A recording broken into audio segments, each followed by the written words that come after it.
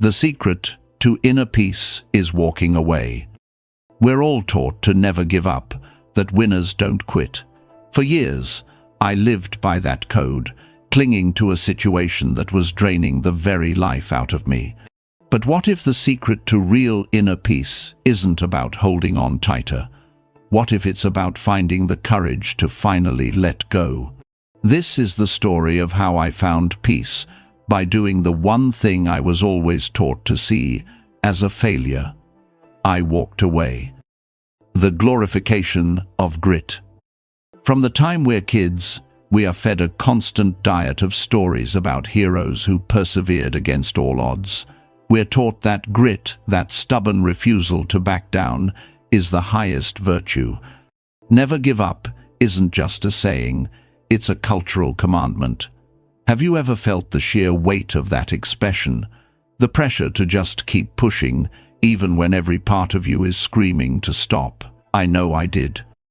I was stuck in a situation, and maybe this sounds familiar, whether it's a job, a relationship, or a dream that's turned sour, that I thought was a core part of my identity. I had poured so much time, so much energy, so much of myself into it, that the thought of leaving felt like a betrayal of who I was. Society tells us that quitting is weak.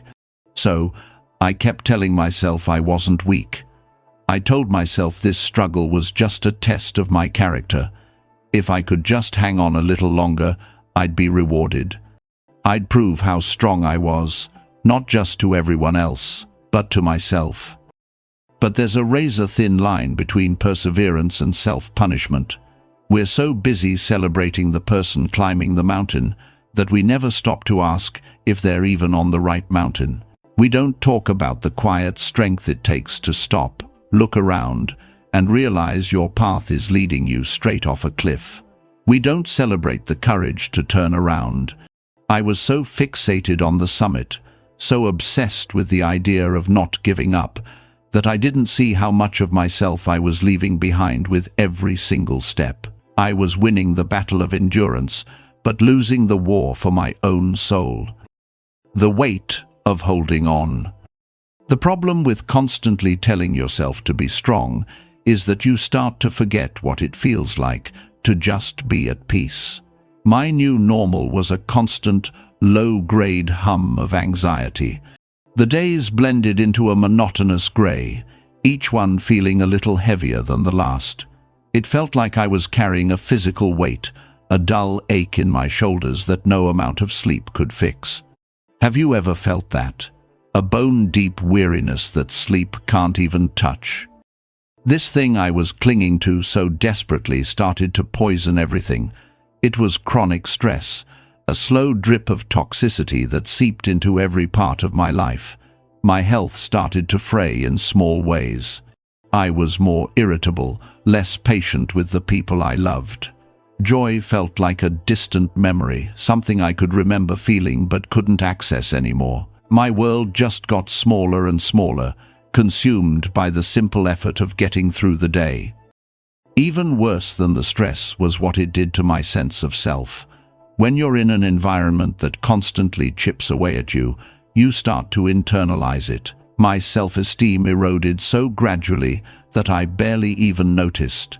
I started second-guessing every decision, questioning my own worth. The voice in my head, the one that used to be my biggest cheerleader, became my harshest critic. I started to believe the unhappiness was my fault, that if I were just better, or smarter, or stronger, I wouldn't be struggling like this. I was trapped. The situation was causing the pain, but my belief that I couldn't quit was the lock on the cage. I was confusing suffering with strength, holding on to something that was actively breaking me, all in the name of perseverance. It was a slow, quiet disintegration, happening just beneath the surface of a life that, from the outside, probably looked completely fine. The cracks in the dam. You can't live under that kind of pressure forever. Eventually, something has to give. For me, it wasn't some dramatic explosion, but a series of small cracks that started to appear in the dam I'd built around my feelings. It began with these strange, unsettling moments of clarity that would cut right through the fog of the daily grind. I'd be doing something completely normal, and a question would just bubble up. Is this really it? Is this what my life is supposed to feel like? I'd push it back down, call it a moment of weakness, and try even harder to make things work. But the questions kept coming back, each time a little louder, a little more insistent. Then I started to notice my own body rebelling, the constant tension in my jaw, the way I was always holding my breath, the sleepless nights spent staring at the ceiling as my mind raced. My body already knew what my mind refused to accept. I was not okay. It was a classic fight-or-flight response, except I wasn't doing either. I was just frozen, paralyzed by the idea that staying was my only honorable choice. The real turning point came from a subtle shift in perspective. I began to separate what I could control from what I couldn't. I realized I couldn't change the situation. I couldn't change the people involved. I had already tried everything. The only thing left, the only thing I had any real power over, was my choice to be there, my choice to stay or to go. That realization was terrifying because it stripped away all my excuses. It wasn't about them anymore. It was about me. The final crack wasn't a flood of anger, but a moment of deep, heartbreaking sadness. I was mourning the person I was before the struggle, and the future I had imagined for myself, a future I now knew could never happen on this path. And in that grief, I finally found the clarity I needed. The story I'd been telling myself, that I had to endure this to be worthy, was a lie. The unthinkable decision. There's a moment after the grief, after the final crack, when you're left with a quiet, simple, and utterly terrifying truth. The only way forward is to do the one thing you swore you'd never do. You realize that the never give up mantra has become your cage, and the only act of true strength left is to find the key and let yourself out. Making the decision to walk away was one of the hardest things I have ever done. It went against everything I'd ever been taught. The fear was huge. There's the fear of what other people will think, of being seen as a quitter. There's the fear of the unknown. What does my life even look like without this fight at its center? And beneath it all, a deep fear of being left with nothing. But here's what I started to understand. The loneliness I was so afraid of was already here. I was already isolated, trapped inside my own head. The loneliness waiting on the other side was different. It wasn't the loneliness of abandonment. It was the loneliness of open space, of possibility. It was a chance to get to know myself again, to hear my own voice without all the noise. It was a chance to see loneliness not as a punishment, but as a space for healing. Choosing to walk away is a profound act of self-preservation. It's you, looking at the situation and saying, my peace is more important than this struggle. My well-being is more valuable than their approval. My future is worth more than a past I can't fix. It's not weakness, it's radical self-respect. It's the moment you stop waiting for things to get better and decide to change your own reality. The echo chamber of silence. The first thing you notice when you finally walk away isn't some sudden burst of happiness. It's the silence. The constant, draining noise of the struggle is just gone. And what's left behind is this unnerving quiet. The space in your head that was once filled with stress and anxiety is now empty.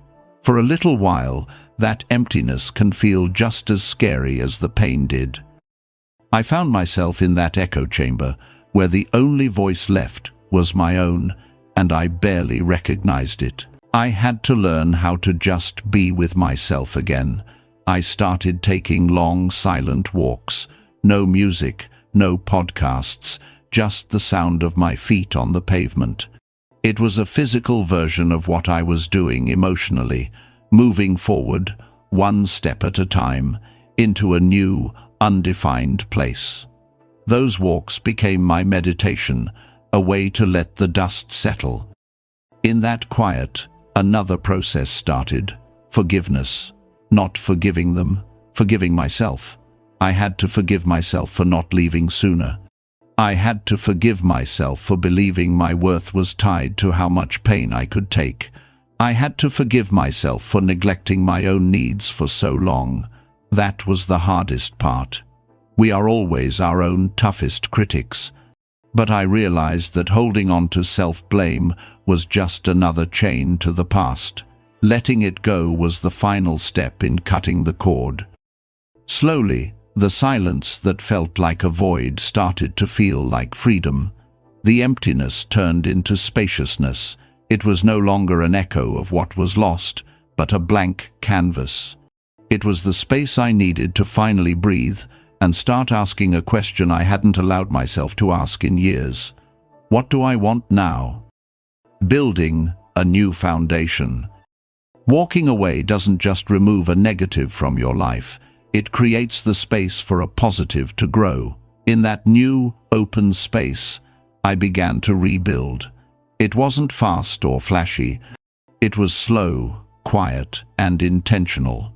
It was the simple act of choosing myself, over and over, in small ways every single day. My self-esteem started to come back, not from some big achievement, but from the tiny acts of self-trust. Choosing to rest instead of pushing through exhaustion, setting a boundary and actually holding it, rediscovering an old hobby that had been collecting dust. Each choice was like a single brick, and with each brick, the foundation of my own self-worth got stronger. I started exploring things that grounded me in this new peace. Mindfulness and meditation became essential tools, helping me watch my thoughts without getting swept away by them. It taught me how to find a point of stillness inside myself that didn't depend on what was happening outside. This wasn't about finding a magical state of permanent happiness. It was about building the ability to come back to a place of calm, again and again. And that was the most profound discovery. Inner peace isn't a destination you reach. It isn't something you find. It's something you cultivate. It's the natural state that returns when you have the courage to remove whatever is poisoning it. Walking away was like weeding a garden. It was hard, painful work. But only after the weeds were gone could something new and authentic finally have the space to grow. True peace isn't the absence of problems, it's the presence of yourself. And after all that time, I was finally home. That was my story, but I know I'm not the only one who has stood at that kind of crossroads, and that's why I want to turn this over to you. Have you ever had to walk away from something, a job, a relationship, a belief, to find your own peace? What did that journey look like for you? Please, share your experience in the comments. Your story might be the one thing someone else needs to read today to find their own courage. And if this resonated with you, if you believe in the quiet strength it takes to let go, consider subscribing for more conversations about finding peace in a noisy world. Conclusion. We're sold a simple narrative. Winners never quit.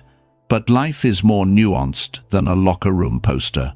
Sometimes quitting is the most courageous act you can perform. Sometimes walking away is how you win your life back. It's not an admission of failure. It is the ultimate declaration of your own worth. It's the brave, difficult choice to say, I choose peace. I choose me. So, I'll leave you with this thought to hold on to. Your peace is worth more than their approval. Your well-being is worth more than their expressions. And sometimes, the most powerful, peaceful, and courageous move you can possibly make is to simply, quietly, and definitively walk away.